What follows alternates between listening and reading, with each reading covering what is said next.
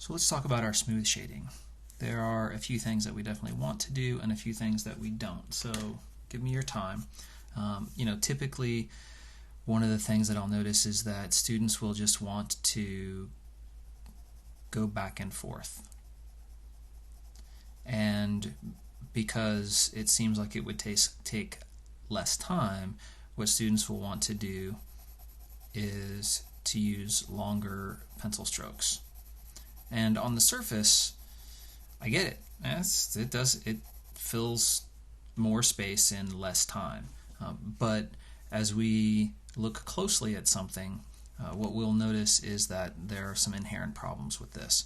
One being that the longer you go, you allow your pencil marks to go, the less actual control you have over what you're doing. And this is me really trying to focus here, but you can see there's some inconsistencies here, like it's just a little bit lighter. The edges are kind of all over the place. There's lighter and darker, and it's a little bit lighter in here and darker in here. Now, if I'm super careful, I can go back and even some of this out. And oftentimes, we will want to create layers anyway, but there are better ways. Because if we're not super careful, what we end up having is something that looks like this. And what you can see is there's a ton of just like white space in between here. And then if we try to come over this, it just gets darker. And if we're not careful, as we come through here, even if this one row looks pretty good, then we come down and we want to do a second row. And I'm trying not to get spaces in between. Come down for a third row. But there's a massive problem here where one section will overlap another section. So I mean like this first section that we did, the second section, the third section that we did. Because you can see right here where it's just a little bit darker than where it is below or above. And then I've got a white gap in here and it's a little bit darker here. So it's this section right here that becomes problematic and will make our drawing not look as realistic as it could. So if I zoomed way in, what I tend to do is have some, actually let me make it, is have some shading that looks like this. And it's not just for it sometimes I describe it as kind of a scribble. Sometimes it's more of like an X, but I'm not picking pencil up. And when on a small, the way I really try to describe it with students is that I'm going in multiples. How exactly you do that is kind of up to you, as long as we do it on a small scale that we don't have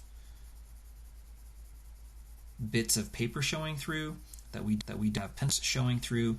Really what we want it to do, and it's why I call it smooth shading, is we want it to look as smooth as possible.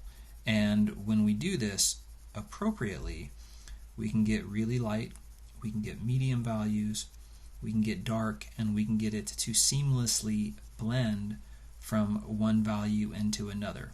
One of the things that you'll notice that I'm doing here is that I am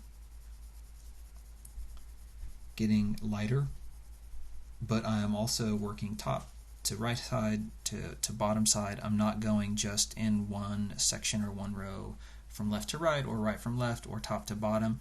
I'm kind of working all over the place so that I can have it look as smooth and seamless as possible.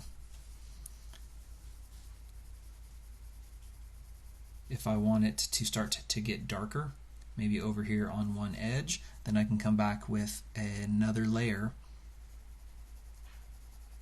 And what's great is that other layer can sometimes, I don't have to worry about it being as specific sometimes, because I don't have white paper poking through from underneath. I have graphite already there, and I can get it to blend and transition out from one value to another.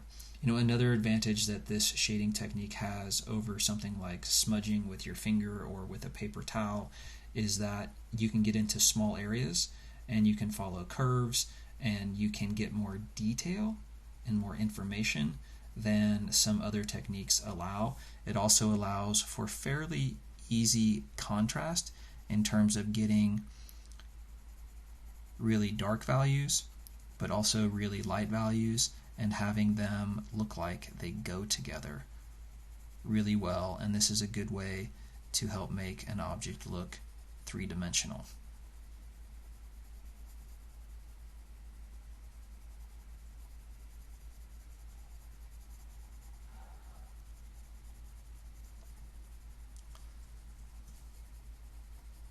So without taking up too much time here, really what I want you to notice is that this just back and forth, which is a strong habit that many of us have, isn't appropriate.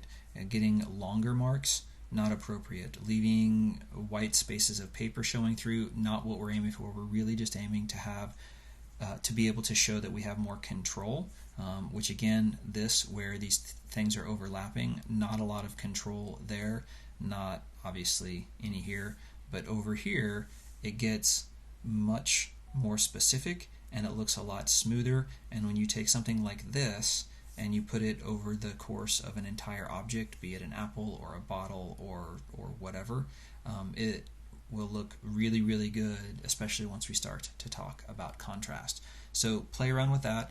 I usually start most of my drawing sessions by doing just a few minutes worth of practice to just kind of warm up and get in there. And remember, as always, have fun.